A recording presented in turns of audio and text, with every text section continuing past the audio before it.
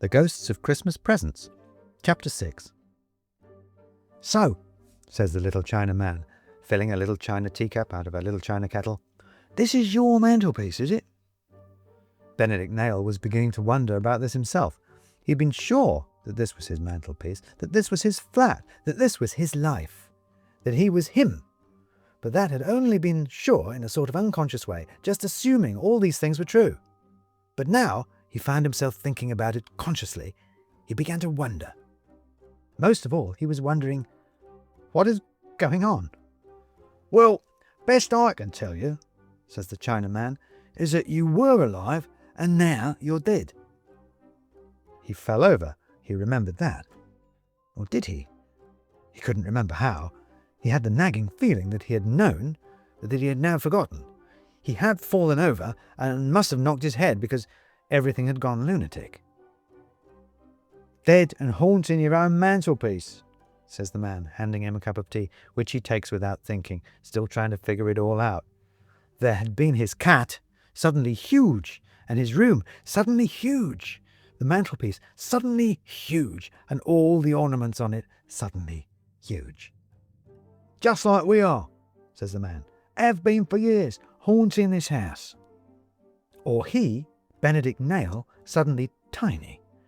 He is still unable to choose. He finds which idea he finds more preposterous, that everything around him is now huge, or that he is now small.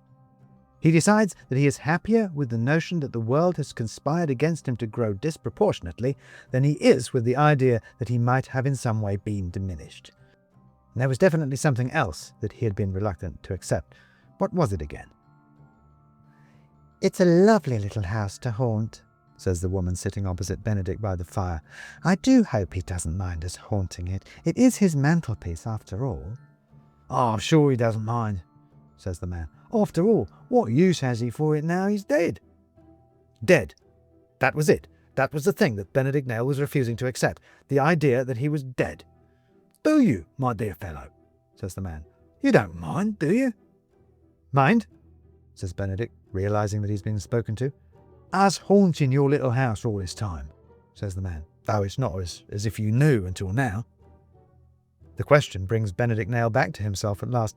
Does he mind this little china house that sits undusted at the end of his mantelpiece being haunted by these two fussy little ghosts? This, at least, he thinks is something he can decide. "I think I do, rather," he says, hauling himself out of the armchair he's been sitting in. "I don't want to be haunted." "Everyone's haunted," says the man a little indignantly. "The ghosts have got to go somewhere." "That's the point of a haunting," says the woman. "You don't ask for it. It happens to you." "Unless you're a spirit medium," says the man. "I was summoned once. A very high-tone event it was too." "Look," says Benedict, feeling the conversation getting away from him again and wanting to get it back onto the safer ground of wrongs done to him. "You can't just move into another person's personal property, can you? That's squatting. This is my house. In my house." "You weren't using it," says the man. "That's how things get haunted, not being used." "Maybe it's precious to him," says the woman. "I could understand that, if it was precious to him." "Is it?" says the man. "Precious to you?" "It was a Christmas present," says Benedict, feeling the moral high ground firm under his feet. "From my girlfriend." "Oh, a love token," says the man. "No wonder you've kept it all these years. You must be very fond of her."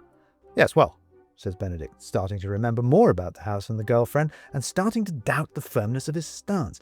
"The fact is that this house was given to me and is mine." "What did he give her?" says the woman. "Ask him what he gave her." "Well, I'm sure that's a private matter, Mum," says the man. "Between lovers, as it were." "Yes, as it happens, it is," said Benedict, "and I do not wish to discuss it." "A romantic story," says the man. "Wouldn't you like to hear it, Mum?" "I don't think it's anything of the kind," says the woman. "I don't think he gave her anything. Ask him, Bobbs. Ask him what he gave her." "Now look," says Benedict, beginning to realize that he really doesn't want to talk about this at all. "This is really none of your business." "He didn't," says the man with a shocked expression. "I swear you've hit the nail, Mum. I swear you have. I don't think he gave her anything at all." It is simply a matter of misplaced affection, said Benedict, trying to put a better construction on the whole thing. We simply didn't have the same idea of the relationship. She gave you this lovely little house, lovely, homely little house, and you gave her nothing, says the man. It's not lovely, says Benedict, suddenly infuriated by having to discuss this at all. For crying out loud, it's hideous. A hideous, kitsch little thing. Her idea of a joke, I suppose. Except that it wasn't a joke, was it? I knew what she meant. A little cottage with roses over the door. I knew what she meant by that. What did she mean? Says the woman, leaning forward in her chair. Tell us what she meant, says the man, eagerly watching Benedict intently. She wanted us to move in together. That's what it meant. Benedict is angry all over again at the imposition, the idea that he might sacrifice his carefully preserved independence for some hackneyed domesticity. Silly idea. Silly woman. Better off without her. Better off without it. What did he do? Says the woman, plucking at the man's coat. What did you do? Says the man. Do? Says Benedict. I didn't do anything. I didn't need to do anything. You never do. I ghosted her. Just don't call. Don't pick up the phone. Don't answer the messages. Just let it go away. It's all one ever needs to do. Abandoned, says the woman dramatically, and the fire leapt in the grate. Left to weep for her lost love. It's a tragic story, says the man, shaking his head and grinning. It's a good story, says the woman, and her eyes shine in the roaring firelight. Why is it so hot in here? Says Benedict. Did you ever hear from her again? Asks the man. Hear from who? Says Benedict. The woman who bought this house, says the man. This house? Says Benedict. Who bought this house? There, says the woman. All gone and forgotten. It's probably for the best, says the man. Oh, yes, says the woman. It's for the best. And the fire burns merrily and high.